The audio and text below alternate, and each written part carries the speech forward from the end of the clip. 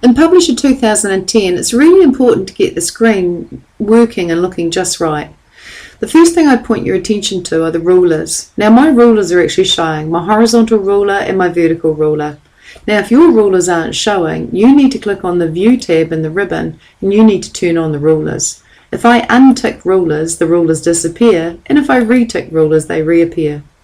Now you can actually shift the rulers as well. If you hold the Shift key on your keyboard and you drag the horizontal ruler down, you can bring it closer to the document. And if you hold the Shift key and drag the vertical ruler in, again you can bring it closer to the document. You can just as easily hold the Shift and drag the vertical ruler back, hold the Shift and drag the horizontal ruler back as well. Now the other thing worth noting is on the left hand side, what's new to Publisher 2010 is the page navigation, and this is really good.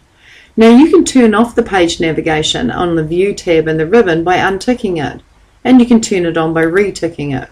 You can make it smaller by hitting this collapse, and you can make it larger by hitting this expand.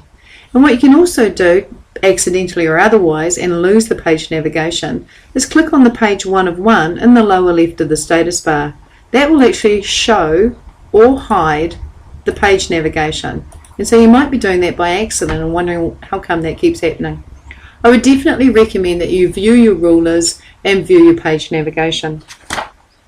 Now the other thing are guides. Guides are really good for lining things up. And all you've got to do here is choose from a variety of templates or create your own. So let's create our own first. If you want to create your own guides to line things up, simply drag down from the horizontal ruler and create as many guides as you like. Drag across from the vertical ruler and create vertical guides as well. Now these guides don't print, but the fact that you can see them is because guides has been ticked. If you untick guides, they'll disappear and they won't show, and if you retick it, they will show. But if you actually want to get rid of them, then you need to drag them back to the rulers from where they came from. So I'm just dragging them back to the left and dragging them back up. Now if you want to choose a guides template, then the best thing to do here is to go to the Page Design tab in the ribbon, and you've got a Guides button, and here's a whole lot of templates that you can choose from. So for example, I could go with this one, which is a 5x5 grid, and that just gives me a 5x5 grid. Saves me trying to line them up perfectly. But if I go back to the Guides button, I can say that I want no guides, and so that's a quick way to get rid of them too.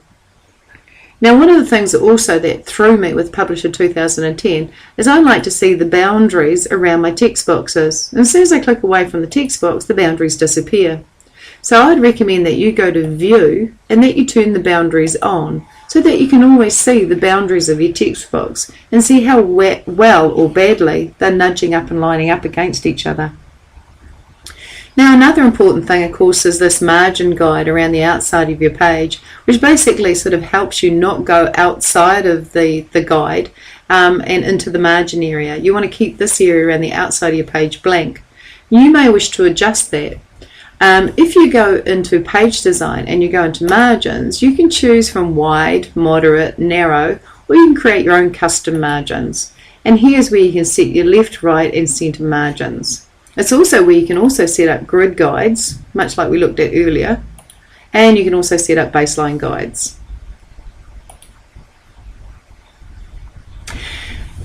Lastly, to do with the screen is the status bar. Now the status bar is the name of the panel that runs across the bottom of your screen.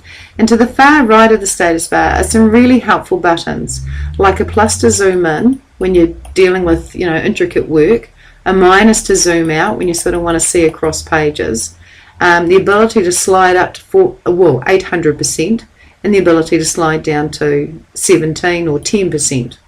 You can also click on that percentage and say exactly what you want to go to. Oops, not in Publisher.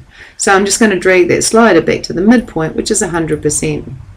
You've also got this little button here to the far right of your status bar, which immediately with one click shows you the whole page. You can also go to this button if you want to see a two-page spread, especially if you've got more than one page in your publication, which I haven't, or if you want to switch back to a single page spread. Now the fact that they are actually visible is because they've been turned on. So one of the things I would recommend with Publisher is you right click the status bar and you turn absolutely everything on, so that you do see the shortcuts and that you do see the whole, the whole page button, which has now disappeared because I've turned them off.